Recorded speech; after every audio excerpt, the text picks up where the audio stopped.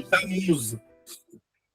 Dans ce mois-là hébraïque, au milieu du mois, le 17 Tammuz, jusqu'au 9 Av, 3 semaines, ce sont une période pas facile, une période que c'est mieux que l'être humain soit discret, parce que le Yetzer Hara, il a la permission, que Dieu nous en préserve, de nous attaquer. Et pourquoi? Parce que dans ces 3 semaines-là, il y a eu la destruction du temple, le deuxième temple et le premier temple. Et pourquoi il y a eu cette destruction du temple? Tout ça était parce que les espions qui ont été envoyés par Moïse dans la paracha Shlach Lecha Meraglim, ces espions-là, qui étaient des gens très importants, on peut dire des envoyés ou la tête de tout le peuple d'Israël, ces gens-là, quand ils sont arrivés sur la Terre Sainte, ils étaient 12. 2 ont dit la vérité d'une certaine façon et 10 ont dit la vérité d'une autre façon. Et la façon dans laquelle on dit la vérité, c'est la façon que les gens comprennent les choses. On dit chez nous, c'est pas tellement important ce que tu dis, mais très important comment tu vas le dire. Et eux, malheureusement, ils ont dit les choses d'une façon qui a fait peur au peuple d'Israël de rentrer dans la Terre Sainte tout de suite. Et c'est pour ça qu'Akadosh Baruch Hu les a fait tourner dans le désert 40 années pour que tout le peuple qui est sorti d'Égypte entre 20 ans et 50 ans reste dans le désert. Et ceux qui vont rentrer en Terre Sainte, ce seront une génération qui ne connaissait pas l'Égypte, qui ne connaissait pas l'esclavage. Et on voit que Lachon Hara parlait du mal, même que les faits sont vrais. Il faut savoir que Lachon Hara, c'est pas dire un mensonge. Lachon Hara, c'est comment je dis les vérités pour qu'elles soient acceptées de façon incorrecte, ou bien d'une façon terrifiante, ou bien qui rentre de l'angoisse chez celui qui entend ce que je dis. Lachon Hara, ce n'est pas un mensonge. Il y a une autre chose qui est interdit de mentir, et c'est interdit aussi de dire du mal de quelqu'un qui n'est pas vrai. Mais ça, c'est une autre chose. Pourquoi on est en exil 2000 ans? À cause de la haine gratuite. Et d'où vient la haine gratuite? La haine gratuite, ça vient parce que l'être humain veut régner. L'être humain veut posséder. Korach, l'oncle de Moshe et Aaron, qui a voulu remplacer Moshe et Aaron et lui être le chef, malgré qu'il avait un rôle très important. Il tenait les tables de la loi qui sont descendues du ciel. C'était une des personnes qui portait sur les épaules l'arche sacrée. Dans cette période-là, comme nous avons, Dieu a créé le monde en parallèle, en équilibre. Si nous avons un moment difficile, un moment obscur, cela veut dire qu'il y a aussi l'opportunité d'avoir un moment très, très clair. Et c'est pour cette raison que le mois de Tammuz en hébreu, c'est les initiales des mots Zmanei Tshuva, Memashmeshim, Uvaim. Les moments de la Teshuvah, les moments qu'on peut se rapprocher de Hachem, commencent à illuminer de façon très forte. Après, nous avons le mois de Av. Le Av, c'est les initiales Elul Ba. Le mois de Elul arrive.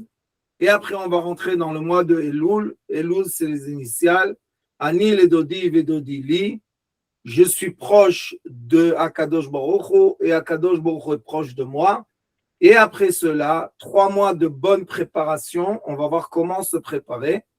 Dans ces 3 mois-là, avec l'aide de Hachem, quand on arrive à la fête de Tishrei, les mois des fêtes de la nouvelle année hébraïque, et Baruch Hachem, commence par les 2 jours du jugement. Et dans les jours du jugement, il faut savoir que la meilleure protection que nous pouvons avoir, le meilleur avocat que l'on peut avoir, c'est du bon comportement avec les êtres humains qui nous entourent. Le comportement, Baruch Hashem, les bonnes midot, c'est la chose la plus importante et c'est le meilleur sanigor, c'est la meilleure protection que nous pouvons prendre avec nous. C'est pour cela que mon Rav Morichaim Zichron Tzadik Lebracha disait: tu dois étudier Shaarei Kedusha, le livre de la sainteté, les portails de la sainteté, c'est le livre de la moralité de la Kabbalah. Une personne qui veut étudier la Kabbale doit savoir premièrement se positionner sentimentalement, émotionnellement, de façon juste pour être capable de recevoir l'information de Kabbalah qui existe dans le monde. Ce n'est pas quelque chose qu'on vient et on trouve de nouveau. C'est quelque chose qui existe dans ce monde. Sauf les portes pour accepter, les portes pour vivre cette sagesse de Kabbalah, ce sont les portes les plus profondes qu'il y a dans l'être humain. Il faut passer, ceux qui étudient avec nous dans l'école de thérapie lumière, nous sommes maintenant dans la structure de l'être, de l'âme, très très important de connaître ça. Et ceux qui étudient la structure de l'être savent que nous avons, on va tous passer à travers un étage qui s'appelle la vitalité animale. Et la vitalité animale, tous les êtres humains sur Terre sont obligés de passer à travers cette vitalité, dans laquelle nous avons des comportements que malheureusement on juge négatifs, mais ils ne sont pas des comportements négatifs. C'est tout simplement des expériences que nous devons passer dans la vie pour évoluer et monter d'étage et atteindre avec l'aide de Dieu et sa miséricorde l'étage de la vitalité de l'être. Et une des grandes différences entre la vitalité bestiale et la vitalité de l'être, c'est qui est le maître de l'être humain. Quand on est dans la vitalité bestiale, l'instinct et le mauvais penchant règnent sur ce qu'on appelle un être humain. Quand on monte dans la vitalité de l'être, avec la grâce de Dieu et sa miséricorde, la neshama, l'âme de l'être humain, règne sur le mauvais penchant et sur les instincts animaux, et ça libère l'être humain de beaucoup de problèmes. Beaucoup de problèmes. Et en effet, on peut dire que le début d'une vraie vie équilibrée est obligé de passer à travers les épreuves de la vie qu'on va rencontrer, surtout qui vont nous faire mal, qui vont rester dans notre mémoire parce qu'on les a passés encore avec la vitalité animale. Je vais vous donner encore un signe pour savoir est-ce que j'ai évolué ou pas. Le signe est qu'est-ce que j'ai mémorisé de ma vie. Les gens qui sont encore dans cet étage qui s'appelle la vitalité animale mémorisent les drames, mémorisent la douleur, mémorisent les chagrins, mémorisent le négatif. Dès qu'une personne a eu la chance d'évoluer et de monter vers la vitalité de l'être humain, on commence à voir le monde d'un œil positif, puisqu'on sait très bien déjà que le monde est en équilibre, le bien comme le mal, et tout simplement, on commence à mémoriser les bonnes choses qu'on a vécues dans notre vie. Et on sait qu'on ne veut pas graver, ni mémoriser, ni prendre avec nous les mauvais moments de notre vie parce que ça nous rend inférieurs. Un des outils, un des meilleurs conseils pour le faire, c'est ce qu'il est écrit ici aujourd'hui, qu'on va étudier dans Shaarei Kedusha. Il dit, à la fin de la page 31, Lamed Aleph, il dit, 3 lignes d'en bas, après qu'on mange, Baruch Hashem, d'après les lois hébraïques, on doit faire ce qu'on appelle Birkat Amazon. On doit bénir Hashem pour la nourriture qu'il nous a donnée. Je pense que ça existe dans toutes les religions. Les gens, les sages ont compris qu'en effet, non seulement qu'on reçoit la nourriture, c'est un cadeau de Hachem, parce que s'il y a la sécheresse quelque part, il n'y a plus de quoi manger, il n'y a plus de quoi boire. Mais quand il y a, Baruch Hashem, l'abondance, il faut bénir celui qui nous la donne. Alors, il faut savoir aussi que, Baruch Hashem, quand on a cette abondance matérielle, la source de l'abondance matérielle, c'est la lumière divine. Rien n'existe dans ce monde, rien de rien de rien. S'il n'y a pas, Baruch Hashem, l'abondance divine, ça ne peut pas exister. Ça, ce sont des cours que si vous voulez étudier, vous pouvez étudier avec nous dans l'école de thérapie lumière. Ce sont des sciences qu'on ne peut pas expliquer en 2 minutes. Mais il faut savoir que rien, aucun espace dans ce monde existe sans la présence divine. Aucun espace. Et c'est pour cela que quand la présence divine, que Dieu nous en préserve, s'en va, quitte un certain espace, cet espace-là s'autodétruit et disparaît. Je vais vous donner l'exemple le plus fort que tout le monde connaît. Quand une personne, que Dieu nous en préserve, finit la vie, et après un moment, après chacun le temps que ça prend, cette personne-là, qu'est-ce qui sort de son corps? L'oxygène, l'air, le souffle. Et quand le souffle sort, le corps se décompose avec la grâce de Dieu et redevient des minéraux qui se retournent dans la source qui s'appelle la terre. Donc on voit dans nos yeux que si on enlève le souffle de l'espace, rien ne reste. Alors on doit remercier Hachem pour la nourriture qu'il nous a donnée. Mais pourquoi on dit bénir la nourriture? On devait dire, par exemple, remercier la nourriture. Mais il faut savoir que le monde spirituel et le monde matériel sont en fusion tout le temps.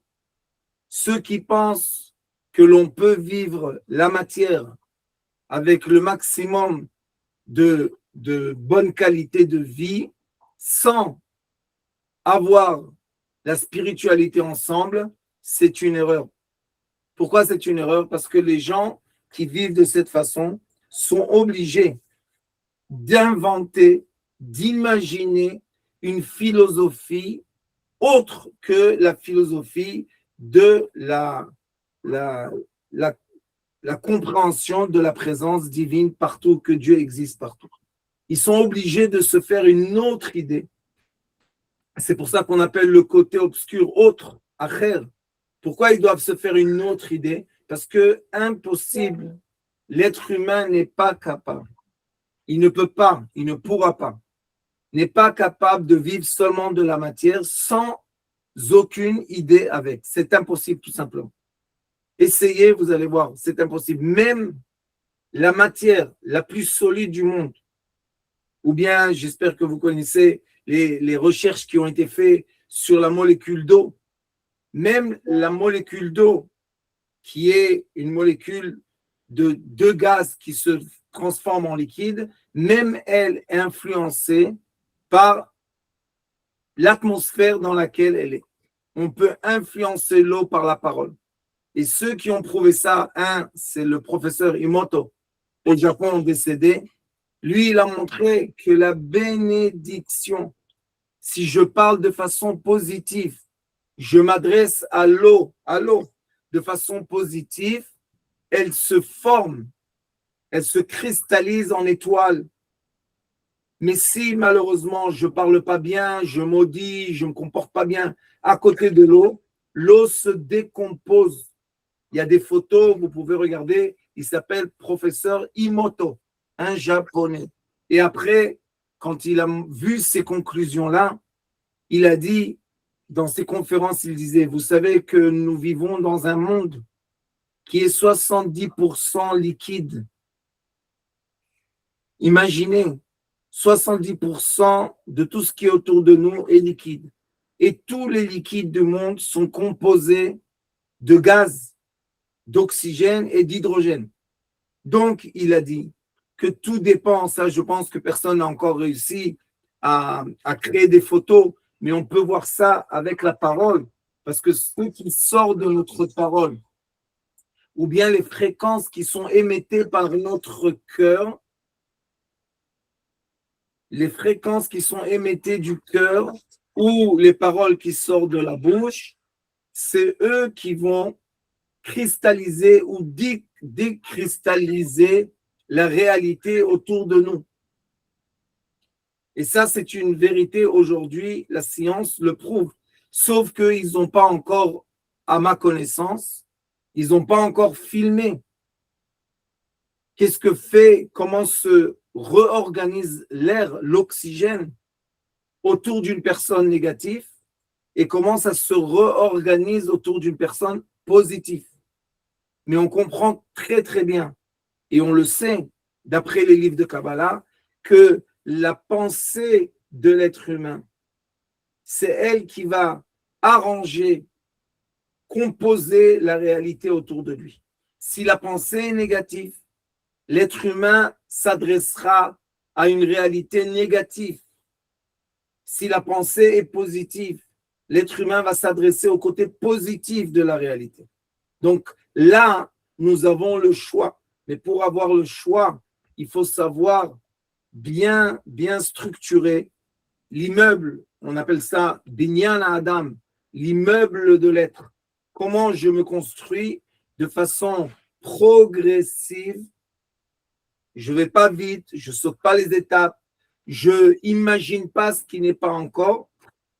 Et quand je me construis année après année, âge après âge, et chaque fois que j'ai une épreuve, l'épreuve va construire l'autre, va construire une solution qui va m'aider à retrouver l'épreuve pour y passer d'une autre façon. Quand je construis comme il faut l'immeuble, la forme de l'être humain, quand je la construis comme il faut, Baruch Hashem, on a le grand plaisir de vivre une qualité de vie sans être dépendant de la situation matérielle. Parce que la majorité des gens, malheureusement, comparent leur qualité de vie avec la matérialité qu'ils ont. Même la Torah dit qu'il y a des pauvres qui pensent qu'ils sont morts parce qu'ils n'ont pas d'argent. Mais ils ont la chose la plus précieuse, c'est la vie. Demandez aux gens qui sont vraiment dans des stades très, très avancés. Vous leur dites, qu'est-ce que tu donnes? Qu'est-ce que tu veux? Ils disent, je donne tout pour vivre. Ce n'est pas des paroles vides, c'est des paroles vraies. Parce que l'être humain comprend que vivre, c'est le cadeau le plus grand qu'on peut recevoir. Alors, il est écrit, Ve'al Toratra, quand on fait la bénédiction de la nourriture, il est écrit, Ve'al Toratra shilematanu, Ve'al achilat mazon shatazan mefarnes otanu. Traduction, et ET, et sur la Torah que tu nous enseignes, Ve'al, et sur la nourriture que tu nous donnes pour nourrir notre corps. Et la question qui se pose, toujours, pourquoi on doit associer le mental avec la nourriture? Pourquoi les sages ont dit, tu es obligé d'associer ton côté mental avec ta nutrition? C'est une grande question, parce que dans la philosophie qui n'est pas croyante en Dieu, on sépare les choses. J'ai mon corps, regardez les Grecs, j'ai mon corps, la culture de mon corps, et ma philosophie, mon mental est libre, il peut faire ce qu'il veut, mais le corps et le mental ne sont pas obligatoirement en fusion.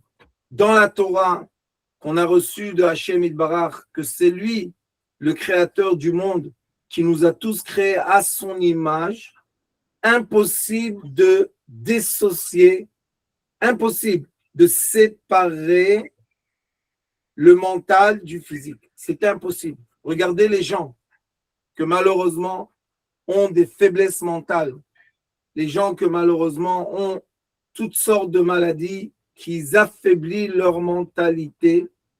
Le corps, vous pouvez poser la question à tous les docteurs que vous connaissez, le corps humain suit la position mentale.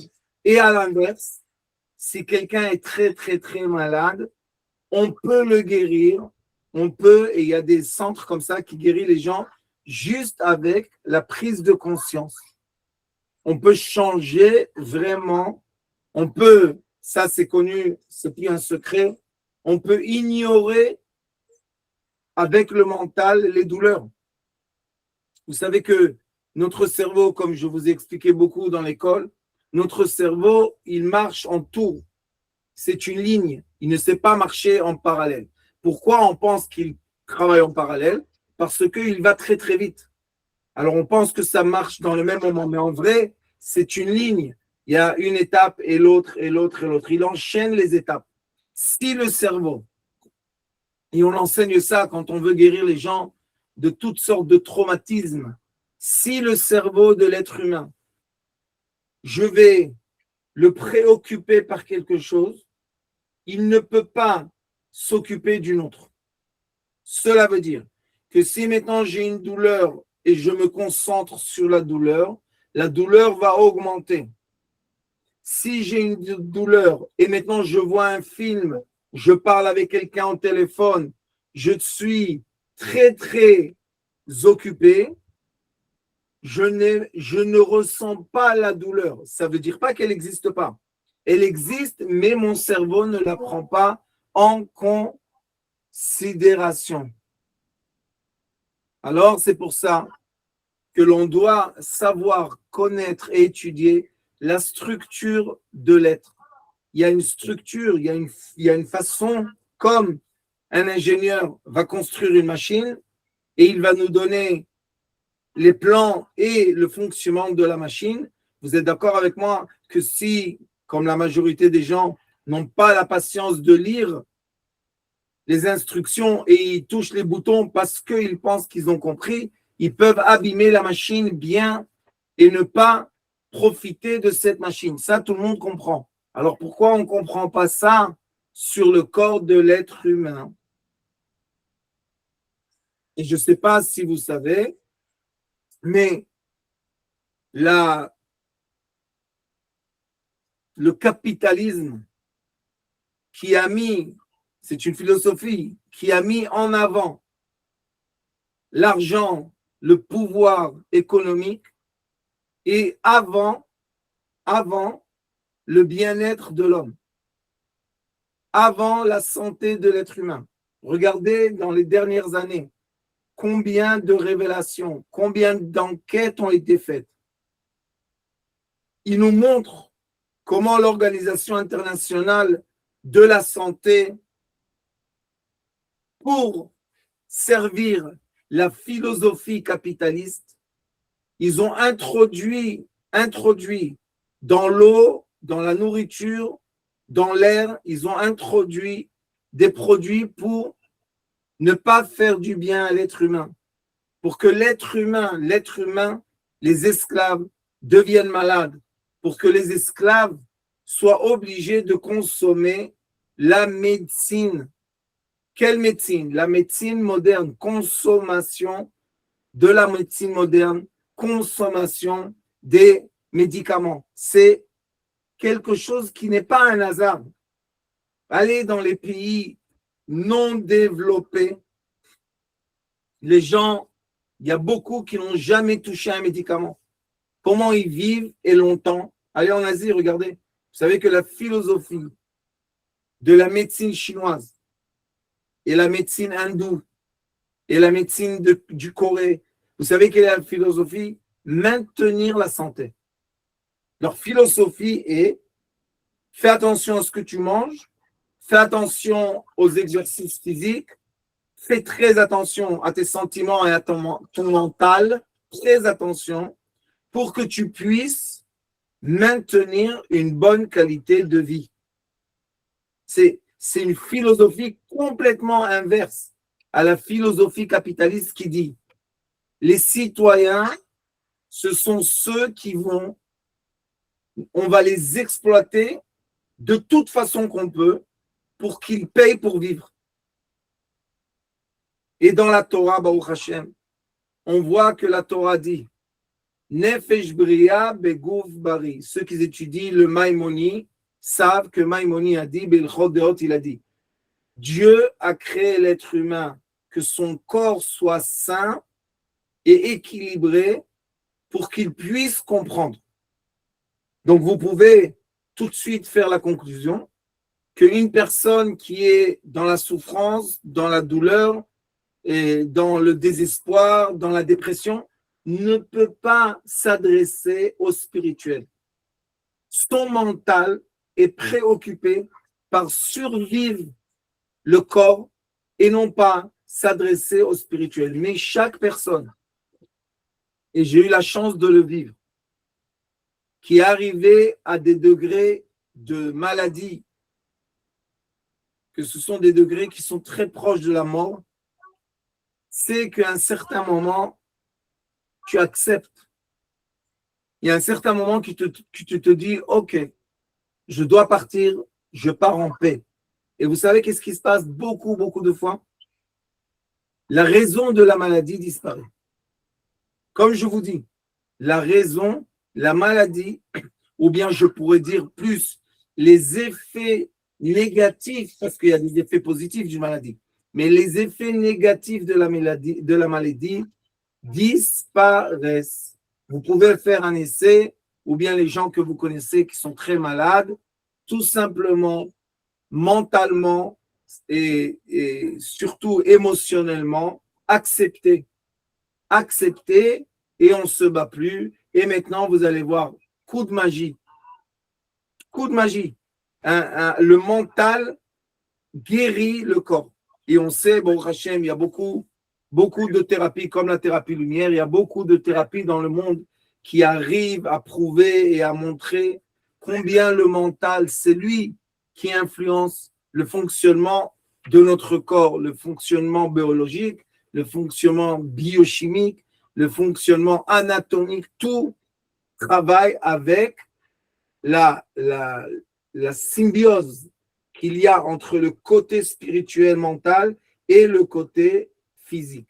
Malheureusement, je répète encore une fois, nous vivons sous un régime philosophique qui est un régime du monde occidental qui veut par force séparer la science de l'esprit, la médecine de l'état d'esprit. Ils veulent séparer tout ça. Pourquoi?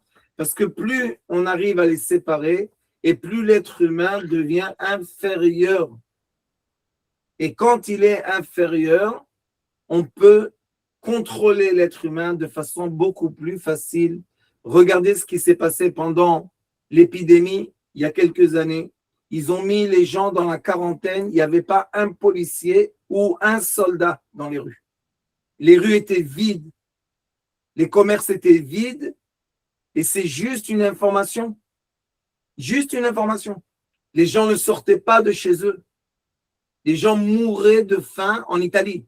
Il y a eu toute une couche de gens d'âge qui voulaient supprimer. Les gens sont morts dans leur maison de famine. Tu ne peux pas taper à la porte, demander de l'aide, tu ne peux pas téléphoner quelqu'un, rien du tout. Vous savez, il y a eu une petite période, les gens ont jeté l'argent par la fenêtre. Ils ont dit à quoi ça sert qu'on a des billets si on ne peut pas les utiliser. Alors vous voyez que maîtriser une société, c'est maîtriser l'esprit. Maîtriser l'esprit, c'est dissocier le spirituel de la matière. C'est tout. C'est tellement simple.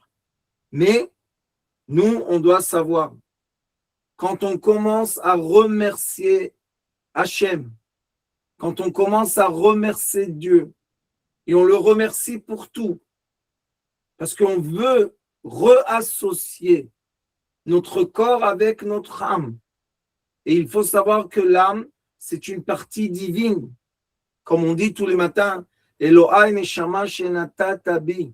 Hachem, toi qui me donne la partie divine. C'est seulement toi qui donnes la partie divine.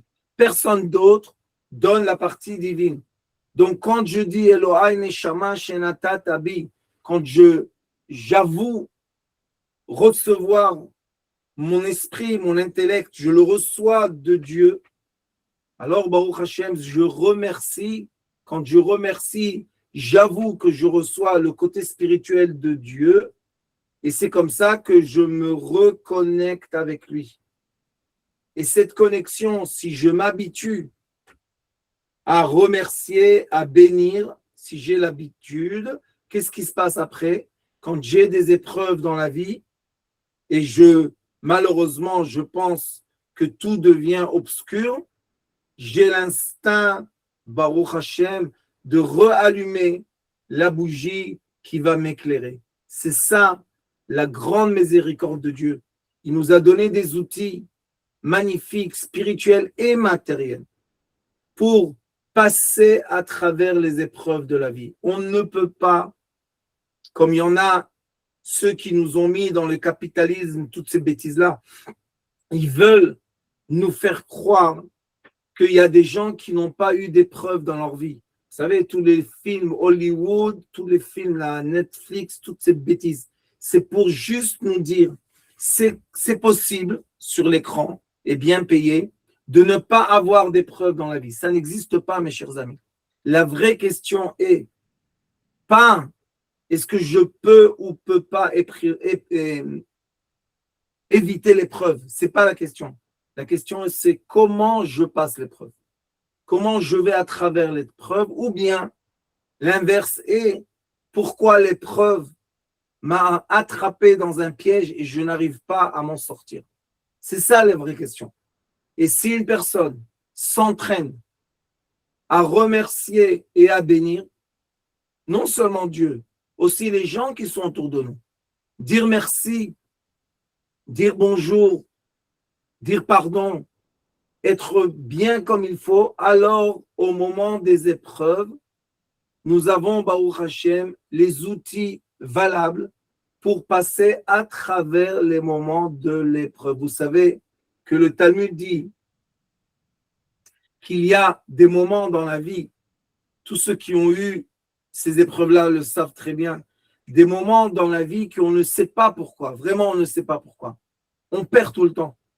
L'argent se coule, tac, tac, tac, on perd. On n'est pas bête. On n'est pas bête. On a fait de l'argent, la preuve qu'on perd ce qu'on a gagné. Donc on a gagné, donc notre cerveau, il sait gagner l'argent. Alors pourquoi on le perd? Pourquoi il y a des moments dans la vie que vraiment on touche à rien, on ne bouge pas, boum, l'action tombe, la banque tombe. C'est incroyable, il y a des gens qui le vivent vraiment, j'ai eu la chance de le vivre. Quelle est la question? Le Talmud dit, quelle est la question? Est-ce que tu es bête? Est-ce qu'on peut t'accuser de quoi? De faire des erreurs. Vous savez, tous ceux qui ont l'audace de dire, ah, mais arrête de faire des bêtises. Quelle bêtise? Où bêtise? C'est une épreuve. Maintenant, ceux qui ont, Baruch Hashem, la foi et ceux qui ont la connaissance de la présence divine n'ont jamais peur. Parce qu'on sait que quand on tombe, on va se relever. Pourquoi? Parce que le monde tourne, c'est une roue. Des fois, je suis en haut dans la roue, des fois, je suis en bas dans la roue. Pourquoi nous, on enseigne le point zéro? Parce que quand on rentre au milieu, au centre de la roue, les amplitudes sont plus petites. C'est tout. Mais ça ne veut pas dire que quand je suis dans le point zéro, je n'ai pas les moments sombres et les moments éclairés. Sauf que c'est moins fort, c'est moins aigu, c'est moins puissant. C'est tout. Les gens qui n'ont pas ce savoir et cette philosophie, ils sont toujours à l'extérieur de la roue. Et là, que Dieu nous en préserve. Quand ça descend très bas. Mais quand ça monte très haut. Donc, tous ceux qui sont maintenant dans une épreuve, qui pensent qui sont dans le côté bas de l'épreuve, tout ce qu'ils doivent faire, c'est de permettre la roue à continuer de tourner et pas bloquer la roue. Et qu'est-ce qui va bloquer la roue? La philosophie. Je suis coupable, je suis bête, j'ai pas de chance, Dieu me punit. Toutes ces bêtises, c'est des conseils du mauvais penchant pour te bloquer en bas. Non, si je vois dans la vie, comme dans la maladie, que maintenant je suis dans le côté du soleil qui s'est couché et il n'y a pas de lumière, il faut tout simplement lâcher prise et voir comment la roue retourne et remonte en haut. Vous savez qu'il y a des gens que grâce à Dieu, quand ils ont de l'argent, ils sont très généreux, mais vraiment généreux. Ils donnent, ils aident, ils sont contents. Mais qu'est-ce qu'on peut faire? La roue tourne. Elle tourne. Pour tout le monde, elle tourne. Et vous savez qu'est-ce qui leur fait le plus de mal quand elle descend en bas? La générosité qu'ils avaient quand ils étaient en haut. Ils disent, même Dieu, j'ai donné de la charité. Pourquoi tu me fais en bas? Pas pourquoi. On va tous passer par le côté négatif. Ne rêvez pas. C'est la philosophie des films Hollywood. On va tous passer par le côté négatif et on va remonter dans le côté positif et on va redescendre et on va remonter. Qu'est-ce que fait l'expérience de la vie? C'est que les changements polaires deviennent beaucoup plus faibles. C'est tout. C'est tout. Rien d'autre. Pour arriver à ça, pour arriver à cette conscience, on est obligé de prendre des outils qui sont essentiellement moraux. C'est pour cela qu'on étudie ces livres-là. On étudie la moralité parce qu'on veut être capable, on veut vraiment être capable de passer à travers les épreuves de la vie. Je vous dis, ceux qui ne veulent pas passer à travers les épreuves de la vie sont coincés dans l'épreuve. C'est pire. Alors, il dit ici, ou Bessachar Zé, le mérite que tu vas avoir, parce que tu as associé le remerciement spirituel de Dieu et le bien-être de ton corps. Je vous dis encore une fois, le Rambam dit, Nefesh Bria Begouf Bari, la vitalité spirituelle sainte dans un corps saint. Quand le corps n'est pas en bonne situation, c'est le cerveau est perturbé par la survie, il n'a pas de temps, il n'a pas d'espace pour aller chercher l'esprit pur. Alors il dit, c'est quoi le mérite de ça? C'est quoi le sachar? C'est quoi le paye qu'on reçoit? Iftach otzaro atov elecha. Regardez comme c'est beau. Il va t'ouvrir. C'est quoi un otzar? C'est otzar, c'est richesse? Non. Otzar, c'est le trésor. Il va t'ouvrir ses trésors, ses bons trésors. Utitparnes miyado arechava tamid. Qu'est-ce que fait les épreuves de la parnassa? Les épreuves de la parnassa, c'est est-ce que je gagne de l'argent, ça dépend de moi, ou bien je gagne de l'argent, ça dépend de lui. Si je pense que de gagner l'argent, ça dépend de moi, malheureusement, quand je perds l'argent, je m'auto-juge, je m'auto-détruis, je m'auto-punis, je culpabilise. Mais on est né nu et on va mourir nu. Donc, l'argent vient de la présence divine qui arrive, la lumière qui arrive à s'emboîter dans la matière divine et de la matière de ce monde. Mais il y a aussi dans le monde divin le côté obscur. Et le côté obscur, c'est quoi? C'est l'orgueil. La source de l'obscurité, c'est l'orgueil. Et quand on est orgueilleux, on ne peut pas accepter les épreuves. On ne peut pas accepter qu'on n'est pas les maîtres de tout ce qui se passe dans notre vie. On n'arrive pas, on est contre l'acceptation. Et quand on est humble, la première chose qu'on doit faire, c'est l'acceptation. Arrêter de se battre contre le vent. Vous connaissez Don Quichotte, il s'est battu contre le vent, il n'a pas réussi à se battre contre le vent, contre les forces de la nature. Nous-mêmes, on doit arrêter de se battre contre les forces de la nature. On doit accepter. Quand il y a l'hiver, il fait froid. Quand il y a l'été, il fait chaud. Acceptation. Notre corps physique, les arbres, les plantes, les animaux ont besoin de passer ce changement du froid au chaud, du chaud au froid. Mais ça passe pas radicalement. Ça passe par l'automne et ça passe par le printemps. Tout est des cycles qui vont tout doucement, et c'est ça qui s'appelle la vie. Passer les épreuves et faire tourner la roue. Et ne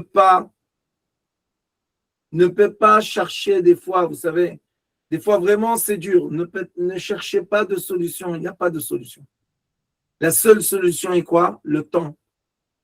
Des fois, il y a des épreuves dans notre vie qu'il n'y a pas d'autre solution que laisser passer le temps. Mais quand ma philosophie s'acharne pour trouver une solution à tout prix, le temps ne peut pas balayer le problème. On reste. Pourquoi? Parce que l'esprit s'est coincé. Non, lâchez prise, remerciez, soyez heureux, soyez gentils et agréables avec les gens qui sont autour de vous. Si les gens, dans les moments que vous êtes faibles, vous attaquent, c'est normal. C'est un comportement normal, social. Qu'est-ce qu'on peut faire? La société moderne ne soutient pas la faiblesse. Elle la rend un handicap. Non, malgré que ce n'est pas un handicap, c'est juste des périodes dans la vie. Alors, avec l'aide de Hachem, on a la chance que grâce à ces savoirs précieux, on va rentrer chacun de nous dans notre vie l'addition, l'harmonie entre le spirituel et le matériel.